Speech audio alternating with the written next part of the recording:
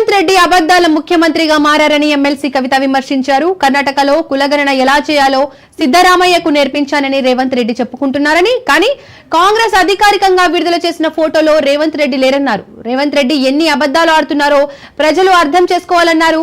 రాహుల్ గాంధీ దర్శనం లేక సీఎం రేవంత్ రెడ్డి విలవిలలాడుతున్నారని కవిత సెటైర్ వేశారు.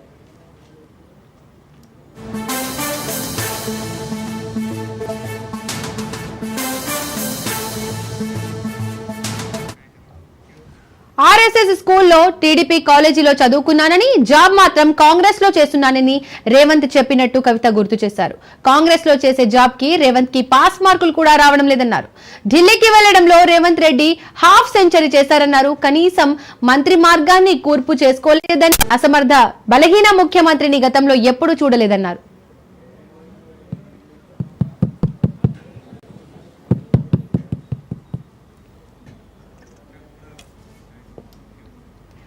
సామాజిక తెలంగాణ సాధనకు విద్యార్థి లోకం కదిలి రావాలన్నారు కవిత. తెలంగాణ ఉద్యమంలో విద్యార్థులు కీలక పాత్ర పోషించారని గుర్తు చేశారు.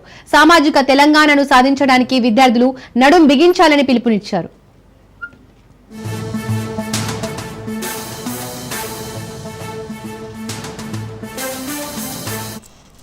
పక్క ఇది ఇంప్లిమెంట్ చేయలేకపోతున్న సీఎం గారు నిన్న ఒక స్టేట్మెంట్ ఇచ్చింది. చాలా కామెడీ ఉంటది మన సీఎం గారి కథ. ఏం చేసింది ఆయన రేవంత్ రెడ్డి గారు అంటే వెళ్లి కర్ణాటక చీఫ్ మినిస్టర్ సిద్ధరామయ్య గారికి, డికే శివకుమార్ గారికి కాస్ట్ సెల్ ఆయన నేర్పిస్తారు. సరే పోనీ ఆ కాంగ్రెస్ వాళ్ళ కథ ఏందో మనం నిజంగానే నేర్పించిందని మనం అనుకున్నాం.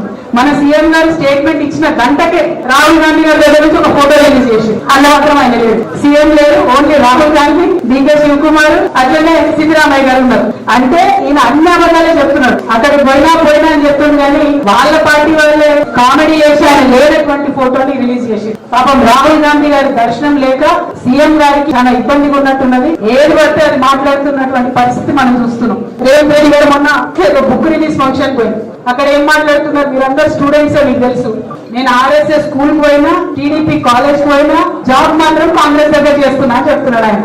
కాకపోతే ఆ చేస్తున్న జాబ్ లో కూడా కనీసం 36 మార్క్స్ కూడా వచ్చినట్టయితే నాకు అనిపిస్తలేదు. స్కూల్లో కూడా కాలేజ్ లో కూడా పాస్ అయినట్టు అనిపిస్తలేదు. ఎందుకంటే ఆర్ఎస్ఎస్ స్కూల్లో చేరి టీడీపీ కాలేజ్ లో పోయి ఉద్యోగం కాంగ్రెస్ వచ్చిందంటే అర్థం ఎంత క్రెడిబిలిటీ లేనటువంటి వ్యక్తి అన్నది ఒకసారి ఆలోచన చేయాలి. తెలంగాణ నుంచి కనీసం ఇప్పటికి హాఫ్ సెంచరీ కొట్టిండ మన సీఎం సార్. దేనిలో హాఫ్ సెంచరీ కొట్టిందంటే ఢిల్లీకి ఫ్లైట్ లో పోవడం. కనీసం తన మంత్రులను తను డిసైడ్ చేసుకోలేదు, మంత్రుల శాఖలను డిసైడ్ చేసుకోలేటువంటి సీఎం గారు. ఇంత బలహీనమైనటువంటి ముఖ్యమంత్రి ఉమ్మడి ఆంధ్రప్రదేశ్ చరిత్రలో ఎప్పుడు కూడా లేరు. ఆఖరి ముఖ్యమంత్రి కిరణ్ కుమార్ రెడ్డి గారు కూడా ఇంత బలహీనంగా లేకుండా 50 టైమ్స్ ఢిల్లీకి పోతున్నారంటే, ఏ చిన్న నిర్ణయానికైనా ఆయన ఢిల్లీకి పోతున్నారంటే తెలంగాణ ఆత్మగౌరవాన్ని ఢిల్లీలో తాకట్టు పెట్టినట్టుగానే మేము భావిస్తా ఉన్నాం. ఈ వైఖరిని ఖండిస్తూ మరి తెలంగాణ రాష్ట్రం కోసం జరగాల్సినటువంటి నిర్ణయాలను తక్షణమే ముఖ్యమంత్రి గారు తీసుకోవాలని డిమాండ్ చేస్తూ, నేమ్ చేంజింగ్ తప్ప గేమ్ చేంజింగ్ గవర్నమెంట్ లేదు ఇది. సో ఇలా ఈ పేర్లు మార్చడాలు, తెలంగాణ తల్లిని మార్చడాలు ఇవి పక్కన పెట్టి విద్యార్థుల జీవితాలు మార్చే ప్రభుత్వం పనిచేయాలని డిమాండ్ చేస్తా ఉన్నాను. మరిన్ని అప్డేట్స్ చూసే ముందు షార్ట్ బ్రేక్ తీసుకుందాం. Stay tune.